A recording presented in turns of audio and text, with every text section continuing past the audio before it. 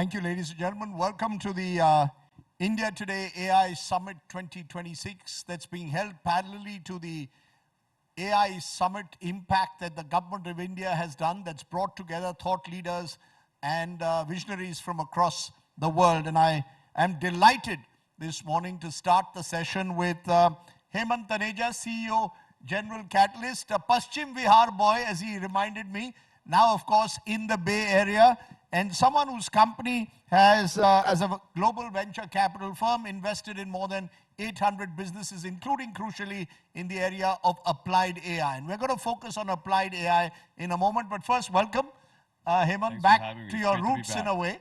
But I want to start by asking the big questions that's dominated a lot of the conversation globally, in Davos more recently.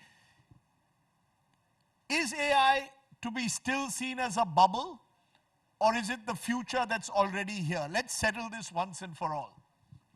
Well, as I always say, bubbles are very good for us. I think what bubbles do is they mobilize talent and capital behind important problems, important technological areas. So I think in a lot of ways, if you think about it with that perspective, we are in an AI bubble. But in the sense that there's so much investment going into it, there are some areas where there'll be some money lost, but on the other side of what we're going through now in a few years, you'll see we'll build some incredible companies and we will change the world with it. The reason I asked you that is because surely there must come a time that beyond the hype, companies like you all will demand profits. That it's not about only AI foundational models, it's about creating products that will give profit. Are we therefore entering this post-hype phase now where people are getting real and saying, look, you're going to have to show us products where AI will actually deliver hard revenues and profits? So look, I'll separate the AI investments into two categories. One is there's continued investment into research. And the whole idea is that the token prediction models, the language models, they will only take us so far from an intelligence perspective, and that you'll need fundamentally new breakthroughs. So there's a lot of capital going into that particular category, which is hard to assess. When is that going to become a business? But the promise of it is why capital keeps going into those projects. But for most of it, which to me is about the applied AI layer, I really don't think that we're looking for proof points and that they're not showing up. I would actually argue 2025 was the year that diffusion started. And the whole investment case of these hundreds of billions of dollars being invested in the compute infrastructure is all about, will you actually transpose labor spent into productivity, into AI productivity? And you started to see evidence of that in enterprises in meaningful ways late last year. So I do think you're going to start seeing the profit margins come as a result as well, because now you're doing really high value work with AI. Give me examples of that, because applied AI itself, the specific areas where you believe that AI will now turn into revenue, into a legitimate revenue profit model. You yourself are investing with existing companies to make them AI ready.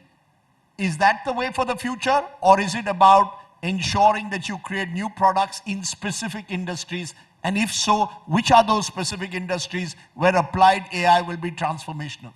So look, AI is a transformative force. And the biggest value is about applying it to enterprises. So the way I think about is the value getting created or not is look at every department and think about what is AI enabling to transform those departments in a business. So if you follow the news, you would say over the last few months, you're seeing a lot in the programming department, in the coding department, with Anthropic and the cloud models. The continued momentum in the advancement of that technology is really stunning. You're gone from, can these models help you write faster, to they're actually generating pieces of software for you. Right? I think that's a pretty profound implication. So rather than, is this a software tool and therefore a software budget for an engineer, you're actually getting work done that teams of engineers would do in a matter of days and weeks as opposed to months and years. That's high value. So I think that if you think about what's the margin in that, you could actually charge for those things a lot more. Imagine there's a version of that going on in customer support and customer success broadly. There's a version of that going on in sales and marketing. Every department is going through that kind of a transformation. But if I were to specifically hone down areas where you believe applied AI will be truly transformative, to give you examples, healthcare. in India is seen as a huge opportunity out there. Education is seen as a... Do you look at those areas, or do you look at existing companies and see how can I transform those companies? So I think, let me think about the altitude of what you just said. Step one is to transform the enterprises, right? If you can make them AI native, then they get unleashed to do all of what you're saying. If an enterprise becomes AI native, then in its own industry, it can go from being operationally efficient to having an offering of abundance for their customers. So if you can actually create an AI native hospital that has not only nurses that are taking care of patients in person, but also agents that are on the phone that effectively cost, a deflationary way, essentially to zero over time, you would have a free nurse that takes care of everybody, right? So the transformation is only going to happen when you take your enterprise and transform, and then start to imagine how your offerings should be fundamentally different. And I sort of use the framework around abundance to take care of your customers and constituents. The reason I also asked you is because India's experience has been we produce a large, strong class of engineers, a large pool of engineers. But we are producing fewer AI product companies. And let's be honest, I mean, the Chinese and the Americans have been way ahead when it comes to innovation at the moment and enterprise. So what are we missing here? Are we missing capital, risk appetite, or product thinking? If we are to also join this engine of applied AI, what does India need to do? I'm very optimistic on India. I would say India is behind when it comes to development of infrastructure and models. I think that's going to be a hard place to go compete and try to be a leader. But the way we think about our investment landscape, we say there's the infrastructure and models, but then there is the application of AI. And every single company that is doing really well in the US at the applied AI layer, you know what they have as a core skill set? They know how to engage with customers in what's now called forward deployed engineering capabilities. India's IT industry has matured actually into that. The workforces that you have here are actually pretty good at it. They just need to be applied towards going to these customers with the AI tool set now versus your typical digital transformation tool set, and go solve their problems with AI and create these next generation companies. I do think that's going to get unlocked and create some global companies that start right here with that kind of a mindset. No, so do we piggyback in a way on what the Americans have done or what the Chinese have done? I think you leverage and become the sort of famously 25 years ago, we became the outsourcing capital over time. Is that the model that we take, or do we encourage Indians to innovate and compete in the product space? Look, I think the definition of products is actually changing in terms of what it means in AI. You have such fast-moving technologies that it's hard to understand what the capabilities of the models themselves are. So what do you really build on top? And so the products that get built are almost sort of thought about in the context of the problems you're solving for your customers, versus you have a minimum viable product that you're going to go sell over and over again. So when you sort of grapple with that and understand these are the capabilities of AI, it doesn't need to be a discrete product. It needs to understand the problems and solve them structurally. The whole innovation landscape changes, and the talent base here is actually well positioned to go do that and create these next generation companies for different industries that are using the AI tool set. But when you as a global venture capital firm look at Indian companies, what are the kind of elements that you're looking at when you decide, I am going to invest in this specific company? When you're looking at applied AI from your perspective, what kind of, are you looking at companies which will essentially scale up in the shortest possible time? And if you can give me an example. I think a couple of things. One is, when it comes to India in particular, because AI is deflationary, how to bring capabilities in healthcare, in education, to the masses is actually going to be a really interesting opportunity. If you can solve it for 1 billion people with all the complexities that lie here in the US, in India, you are going to be well positioned to solve those problems globally. So I think that's a place where, just like India did with UPI and Aadhaar, the innovations that leapfrog the world, I think you're going to see some innovations that come out that way. The second thing is, can you unleash the AI, the technology talent here, give them access to these tools, make the use of AI pervasive, and then go build globally, much like India has started to do in the SaaS world. I just think the paradigms change. SaaS is not where you're going to create the most valuable companies because AI can do that work for you. Well, then let's use AI and go solve problems for customers with that new technology platform versus the older metaphors. Okay, let me, for a moment, just show you, since India Today had an AI anchor that we introduced on air a few years ago, started with weather. There's a question that AI Rajdeep has for you. And I want you to look at that question and answer it for me. Take a look. Thank you, Rajdeep. When I see you, it seems I'm looking at the mirror. But first, my question to Mr. Taneja is, advocates of AI claim that AI will lead to second industrial revolution. Do you agree? Thank you, Rajdeep. I do. Look, I think the key important thing with AI, as we look at building the new businesses, as we work with entrepreneurs everywhere in the world, is you have to think from first principles. The way you build products is different. The way you want to build your own companies is different. The way you engage with customers is different.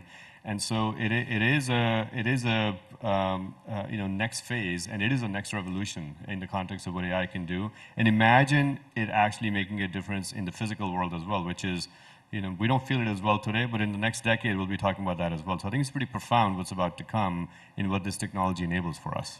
Is that also the challenge and the opportunity? Because it is changing so fast, you can't even predict what will happen a year from now. And that's why this is a sort of revolution which no one really knows what the future will bring. It absolutely is. And the kind of founders that did great in building companies 10 years ago were ones that were very focused on what is this precise product market fit, where I can come up with a tight, thin product that I can sell over and over again into customers, to now founders that are highly iterative, that navigate ambiguity, that know the types of the technologies are changing, and can actually build through that ambiguity in the technology stacks themselves to solve customers' problems in a way that they're not going to create rework for customers. That's where the innovation lies in this next phase of company building.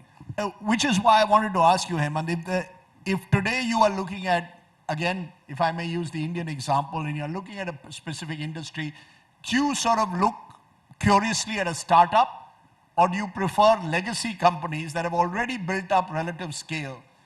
What is more advantageous given the fact that this is so fast changing, dependent on innovation, dependent at the end of the day at your ability to scale up in the shortest possible time? Do you go with a startup that's innovative, or do you look at a big tech company that's already there in space, already in the space, and has the potential to scale up faster? Look, I think the startups are innovative, they move fast, they can take advantage of the technologies, but they don't have the data, they don't have the scale, they don't have the customers.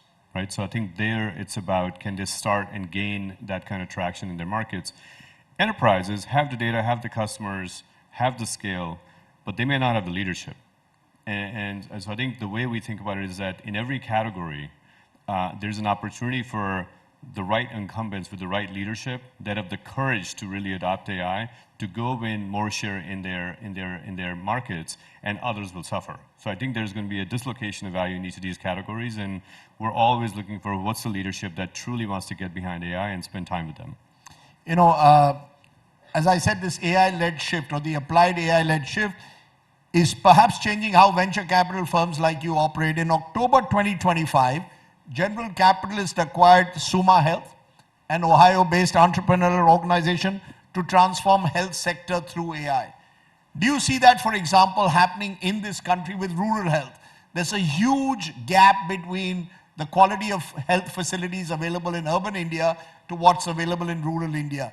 Will companies actually look at transforming rural health, because that's a long-term project in many ways, will require much larger investment, or would you rather prefer, again, existing urban-centric, profit-driven urban health companies? So in the US, most of these community health hospital systems are financially not very strong. So they don't have the ability to invest in technologies to actually transform themselves. So one of the reasons we bought a health system there is to actually go in there, bring in our portfolio companies that are solving different parts of AI stacks for hospitals to go demonstrate that. In India, you actually have the opportunity to leapfrog that rather than going and transforming. So we reinvested in PB Health, and the whole idea is, can we actually build the modern set of hospitals that borrow on the learnings from a lot of the hospital scale-up that happened in the US industry, avoid some of the traps, take advantage of AI and fundamentally build a new model of how do you take care of patients. I think the Indian opportunity is much more of leapfrogging versus going and transforming, which is what we're trying to do in the US. Because again, it comes to size. India has the huge advantage of size and has areas which remain untapped. Let me give you another one, and maybe you can tell me whether that's a potential area that you would look at applied AI, which is agriculture. This is a country where 50%, more than 50% of the population is dependent on agriculture. It only provides 16% of the national income. And that has been a huge mismatch. How do you increase agriculture productivity and make it income generating? I'm just wondering whether you see applied AI transforming key areas in India, which have for the longest time remained, dare I say, areas of darkness or low income. I do think it'll transform agriculture. Agriculture is the last manufacturing process we leave to the elements, right? If you think about it, and using AI to optimize yield, optimizing the quality of food, optimizing scalability, because it's a large population, will be possible someday. So I think every industry will get transformed.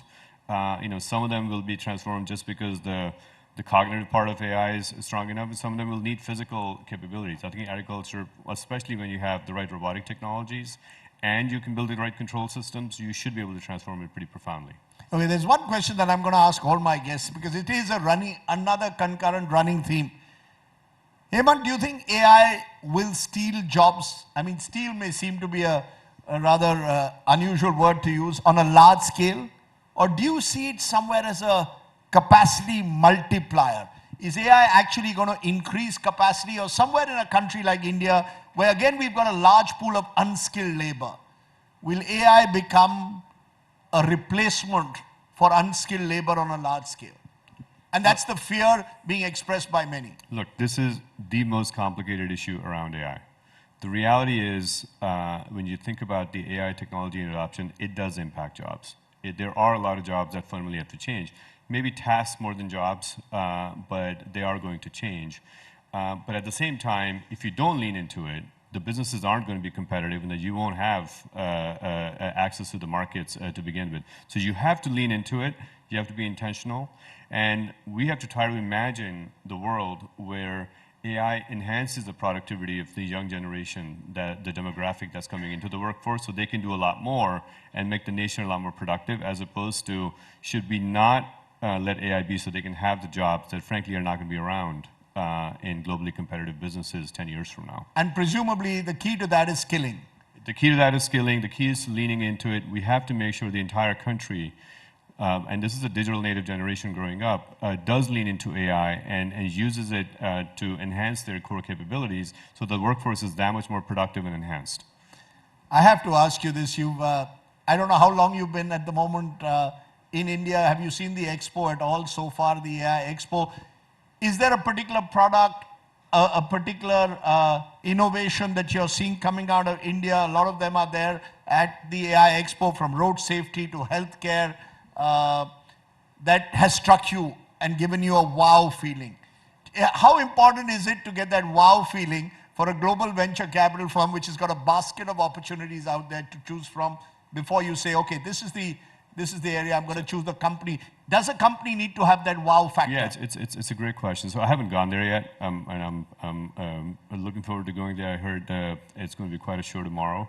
The thing I am looking for is, where are the Indian entrepreneurs leapfrogging and thinking fundamentally differently about the problems and the industries, as opposed to potentially mimicking a lot of what's going on? Because there's a lot of AI innovation in the zeitgeist, but I think India is going to thrive by coming with ideas that are unique to India.